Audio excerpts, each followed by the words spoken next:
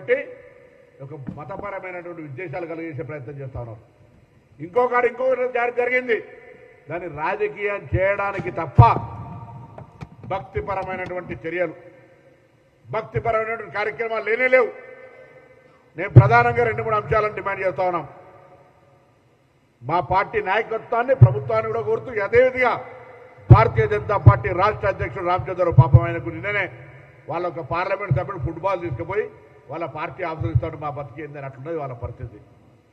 Football లెక్క మీ party నాయకుల పరిస్థితి అట్లుంటే మీరు మా మీద మాట్లాడుతూ ఉన్నారు. ఇవాళ రామచంద్రరావు గారు, yes you are basically against for reservation. ఆనాడు కూడా రిజర్వేషన్ల మురళీధరరావు కమిషన్, మండల కమిషన్, కమండలం తెచ్చినారు, మీరు వ్యతిరేకించినారు.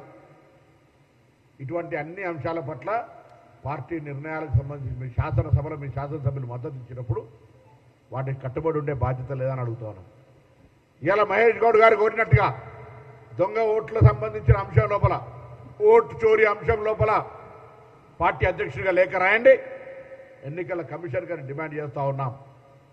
అంతేకాదు, మొన్న కిషన్ రెడ్డి గారి సందర్భంగా ఆగిపోయిన కిషన్ రెడ్డి గారు అంటూ ఉన్నాడు, హైదరాబాద్ సంబంధించినటువంటి పూర్తిగా హైదరాబాద్ నుంచి ప్రాతినిధ్యం వహిస్తున్న పార్లమెంటు సభ్యుడివి, కేంద్ర మంత్రివి, అంతకుముందు కూడా కేంద్ర టూరిజం మంత్రివి, హైదరాబాద్ ₹1 తీసుకొచ్చిరా అని అడుగుతాను. హైదరాబాద్ కొరకు, హైదరాబాద్ ప్రజల సమస్యల కొరకు, హైదరాబాద్ ప్రజల డ్రైనేజీ కొరకు, హైదరాబాద్ ప్రజల త్రాగునీటి కొరకు కాంగ్రెస్ పార్టీ తెచ్చిన కృష్ణానది, గోదావరి, మంజీరా, నిజాం సాగర్, హిమాయత్ సాగర్ తప్ప ఈ ప్రభుత్వాలలో మీరు ఎన్నడన్నా కేంద్రం నుంచి నిధులు తీసుకొచ్చిరా?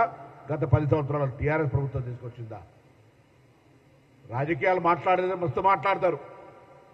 కేంద్రంకు ప్రాతినిధ్యం వహిస్తున్న పెద్ద మంత్రి అని మేము తెలంగాణ ప్రజలు మీరు చాలా ఊహించుకొని ఎక్స్పెక్ట్ చేస్తే, ఆఖరికి మీరు ప్రాతినిధ్యం వహిస్తున్న నియోజకవర్గానికి సంబంధించి కూడా అనేక సమస్యలు. హైదరాబాద్ పెరుగుతూ ఉంది విస్తీర్ణం, మెట్రో విస్తీర్ణం కావచ్చు, లేదా అటు మేడ్చల్ సైడ్ కానీ, ఇటు అల్వాల్ సైడ్ కానీ బ్రిడ్జెస్, వాటికి సంబంధించినటువంటి వాటి కొరకు కానీ అన్ని ఎక్కడికక్కడనే. అందుకే మళ్ళీ ఒక్కసారి కోరుతా ఉన్నాం, నిజంగా మీకు మతపరమైన రాజకీయాలు తప్ప అభివృద్ధి చేయాలనే చిత్తశుద్ధి ఉంటే రాష్ట్రానికి నిధులు తీసుకురండి. ఓట్లు దొంగతనంతో ఓట్ల చోరీ చేయలేదంటే దాని మీద మీరే ఎన్నికల కమిషన్కి లేఖ రాయండి. దొంగ అంటే భుజాలు జరుపుకొని ఆందోళన పడి ఏది పడితే అది మాట్లాడితే పొరపాటు అయితే జాగ్రత్త, ఇది మంచిది కాదు అనే మాట సందర్భంగా మనం చేస్తాం.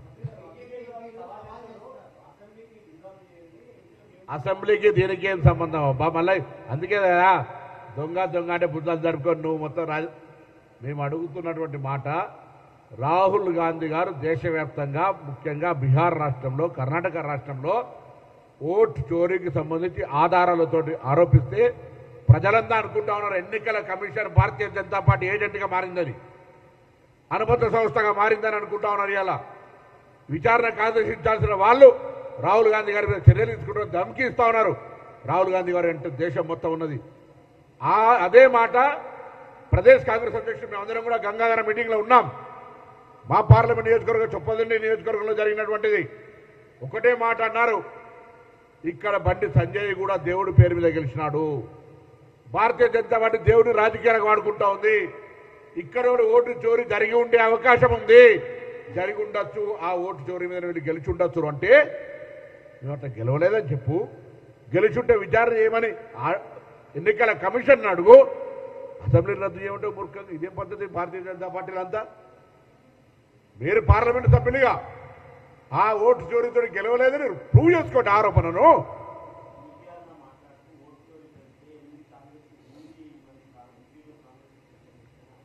సరే, ఇప్పుడు 8 గెలిచిందా? అందుకే 16-17 నియోజకవర్గాలు అడగండి, 16 నియోజకవర్గాలు అడగమని చెప్తున్నా.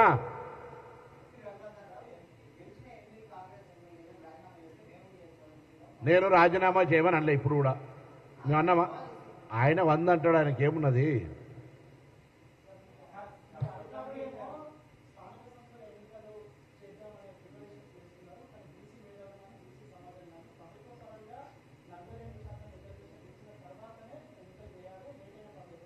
ఆ మేధావులందరినీ అడుగుతా ఉన్నా, ప్రభుత్వము పూర్తిగా ఓపెన్ మైండ్ తోటి ఉంది.